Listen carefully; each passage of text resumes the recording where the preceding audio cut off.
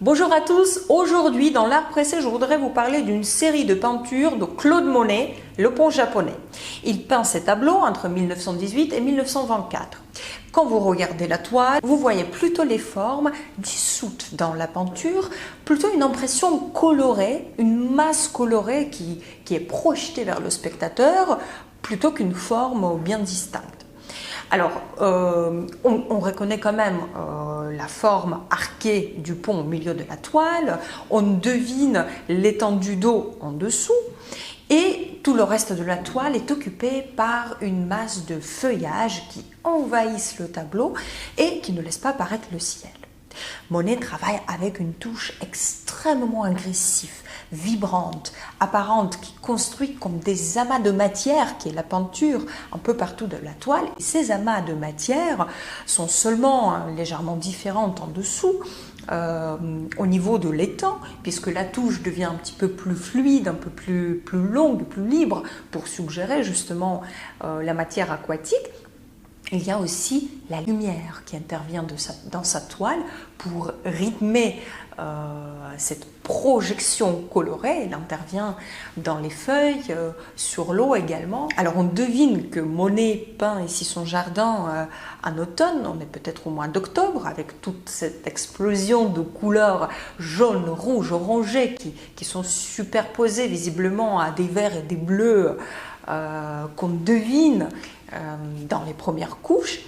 On a presque l'impression de sentir cette humidité du jardin, l'humidité des feuilles mortes tombées sur l'eau, les odeurs automnales. Pourquoi Monet est si différent ici? Pourquoi il peint ces tableaux d'une manière qui s'approche presque de l'abstraction? Alors il y a plusieurs réponses. La première, c'est qu'à cette époque, Monet est malade, on lui a diagnostiqué la cataracte.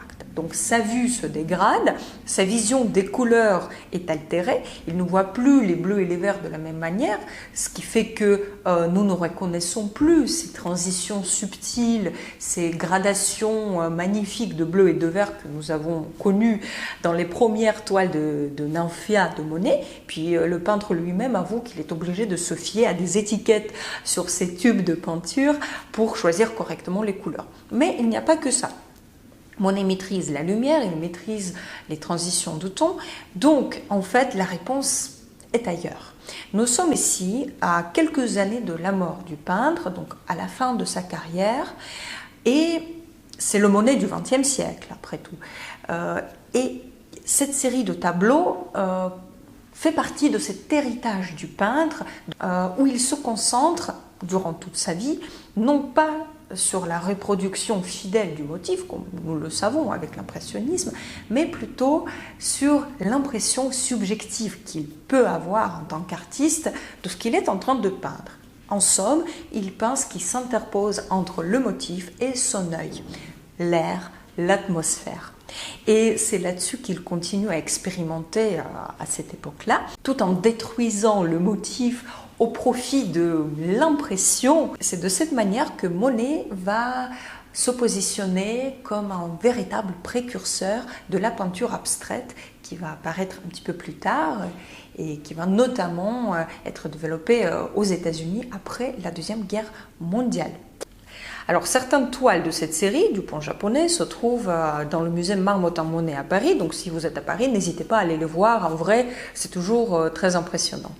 Mais surtout j'enregistre cette vidéo à quelques semaines du début de l'exposition Monet-Mitchell à la Fondation Louis Vuitton, où justement la peinture de la fin de la carrière de Claude Monet, cette peinture qui s'apparente à l'abstraction, va être mise en parallèle avec l'œuvre d'une artiste très importante de l'abstraction américaine, Joan Mitchell. Donc n'hésitez pas aussi à aller voir cette exposition et puis plus tard on pourra partager nos impressions.